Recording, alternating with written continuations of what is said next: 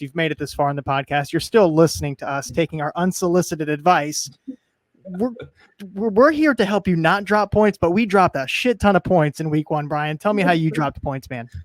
Yeah, so my initial take on this segment was going to be the fact that I had put in Hani Mukhtar while I was driving to Charlotte to watch the Charlotte FC match. And then, of course, the MVP of the league last season isn't in the starting lineup. But then my real dropping point is that Lucho Acosta, who I captained, ended up having fewer points than Hani Mukhtar, who came in off the bench for 15 minutes. So that's definitely my drop points of the week. Was my captain did worse than my benched starter. Yeah, you hate to see that. Hani Mukhtar came in and immediately had an impact because, of course, he did. He's last year's MVP. And I remember texting. I was like, Brian, I just looked at your lineup and you have Hani in, and he's actually not starting. And you went into full panic mode. Yeah. And then as soon as he came in, you're like, you know what? Maybe he can get more points than Lucho. Yeah. And of course that happened.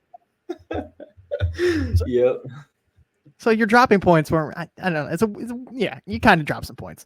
I dropped a bunch of points, man. I didn't take my own advice last week. I made some poor decisions. I'm always a guy that I'm going to see the early game. Last week was New York City FC versus Nashville. And I'm like, okay, I'm going to pick one guy from that team, put him on my bench, see how they do. And then if they don't do well, we'll do the switcheroo early. And I forgot really how hard it is to do a switcheroo in week 1 when you don't have any money left over. And the shuffling you have to do with your lineup on finding guys that are $1 mil, $2 mil cheaper just to find guys to insert into your attack that could possibly produce for you. Sorry, I got the hiccups over here.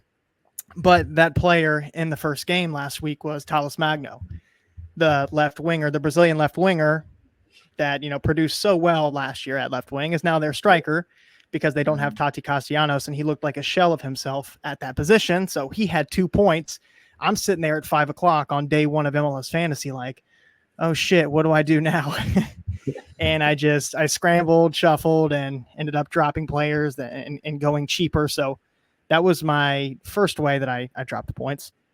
And on last week's episode, on our start bench sell, I picked Pedro Santos over Barrial, the left wing back for FC Cincinnati. Barrial ended up having the opening assist of FC Cincinnati season, of course, and Pedro Santos had just 1 point. So that didn't affect my actual fantasy team. That's just a bad take from me last week. Then Jackson Reagan from Seattle. That was my long shot of the week last week.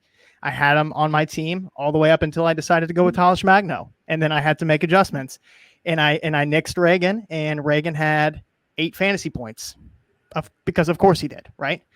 And then Luis Araujo. Huh? I said thank you for that. I had him in. So I feel like I did a lot of people favors. I didn't do myself a favor, but everybody that listens, like, oh, this guy's $5 million. He's gonna start over Arriaga. Yeah, absolutely. Let's roll with it. Right. And then Luis Araujo for Atlanta. He skied a penalty kick, and just like he did last year, throughout a full 34-game season, he led the league in goals minus expected goals. He now, through 1 week, already leads the goals minus expected goals. So, yeah, he's not putting him away. He's not producing. Leave that guy on your bench. Leave him. Just don't even put the guy on your team. So, yeah, Brian and I were dropping points left and right this past week.